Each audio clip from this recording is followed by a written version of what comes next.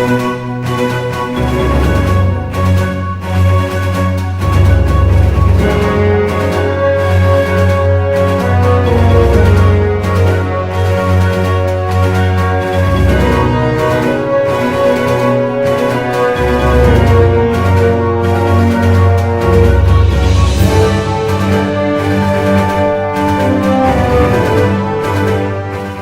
นย์ข่าว SMN News ข่าวเด็ด77จังหวัดวันนี้พาไปจังหวัดสระบุรี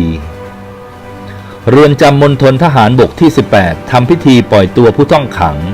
ที่ได้รับอภัยโทษเนื่องในโอกาสพระราชพิธีบรมราชาภิเษกปี 2562เมื่อวันที่ 13 พฤษภาคม 2562 พันเอกอภิชัยวิไลเนตรรองผู้บัญชาการมณฑลทหารบกที่ 18 เป็นประธานพิธีปล่อยตัวผู้ต้องขังที่ได้รับการอภัยโทษเนื่องในโอกาสพระราชพิธีบรมราชาภิเษกปี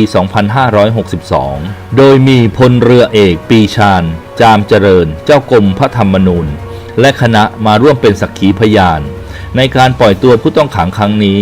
ที่อยู่ในข่ายได้รับพระราชทานอภัยโทษจำนวนทั้งสิ้น 15 คนก่อนปล่อยตัวผู้ต้องขังได้มีการอบรมและการฝึกอาชีพให้แก่ผู้ต้องขังทุกคนที่ได้รับพระราชทานอภัยโทษเพื่อนำอาชีพต่างๆตามที่เจ้าตัวถนัดได้นำออกไปดำรงชีวิตหาเลี้ยงชีพต่อไปนอกจากนี้ภายในเรือนจำยังมีพิธีการมอบประกาศเกียรติคุณให้แก่ผู้ต้องขังที่ได้รับการปล่อยตัวพร้อมทั้งร่วมกันร้องเพลงสรรเสริญพระบารมีเพลงสดุดีจอมราชาและกล่าวคำปฏิญาณตนโดยพร้อมเพรียงกัน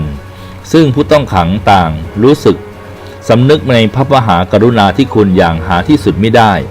ยิ่งทั้งยังเป็นการให้โอกาสแก่บุคคลเหล่านี้กลับตัวกลับใจพร้อมประพฤติตนเป็นพลเมืองดีและสร้างคุณประโยชน์ต่อสังคมและประเทศชาติต่อไป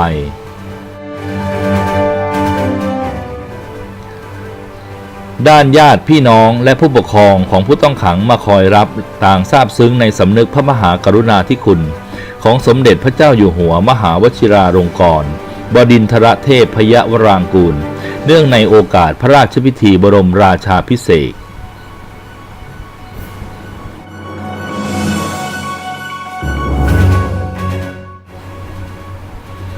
รายงานโดยศูนย์ข่าว SMN News ข่าวเด็ด77จังหวัดจากจังหวัดสระบุรีโดยวันชัยหวังวีระ